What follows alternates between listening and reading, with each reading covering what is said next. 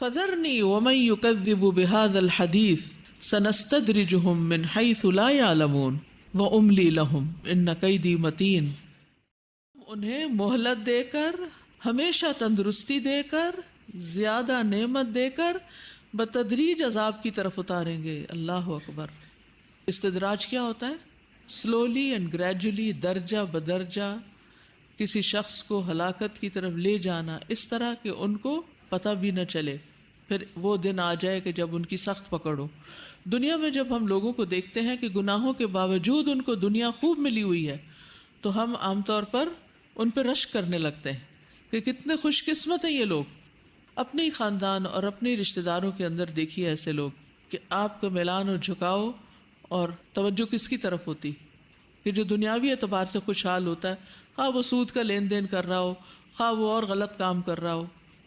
سفیان ثوری کہتے ہیں ہم ان پر نعمتوں کی فراوانی کر دیں گے اور ہم شکر ادا کرنا فراموش کرا دیں گے۔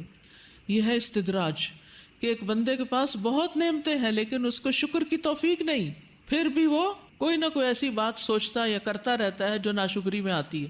ابو روک کہتے ہیں کہ جب کبھی انہوں نے کوئی نئی غلطی کی تو ہم نے بھی ان کو نئی نعمت عطا کر دی، ہر گناہ پر مزید نعمتوں میں اضافہ ہو گیا اور ہم نے ان کو استغفار بھلوا دیا۔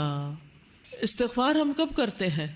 جب ہمیں کوئی تکلیف پہنچتی ہے، کوئی محرومی ہوتی ہے، کوئی دکھ درد آتا ہے، پھر ہم اللہ سے معافی مانگتے ہیں اپنے گناہوں کی۔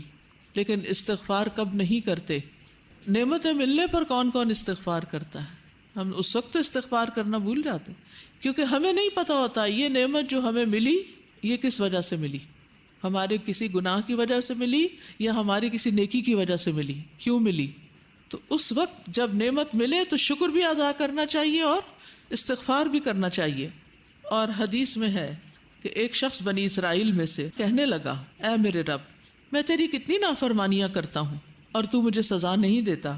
تو اللہ تعالیٰ نے ان کے زمانے کے نبی کی طرف وحی کی کہ اس شخص سے کہو کہ کتنی ہی سزائیں ہیں جو تجھ پر ہیں جن کا تو شعور ہی نہیں رکھتا، یعنی تم پہ سزا آلریڈی آ چکی ہے جس کا تمہیں احساس ہی نہیں۔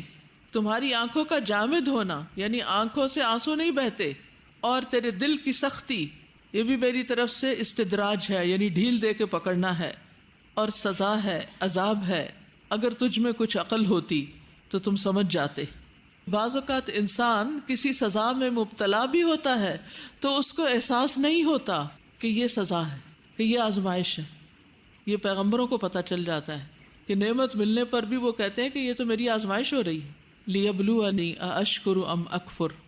اور ہمیں بعض اوقات نیکیوں سے محرومی پر بھی افسوس نہیں ہوتا کہ یہ ہماری کسی غلطی کی سزا تھی کہ ہم سے یہ اپرچونٹی چلی گئی۔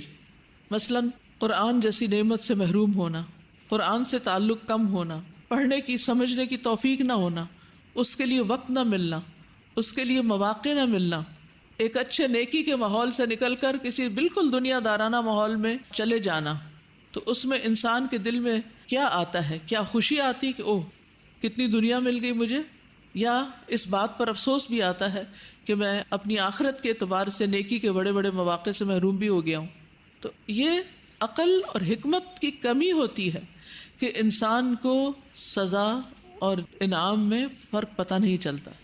دنیا میں تو یاد رکھیے نعمتیں بھی ایک امتحان ہیں، ان کو بھی ڈرتے ڈرتے لینا چاہیے، نہ کہ ان پر تکبر کا شکار ہو انسان۔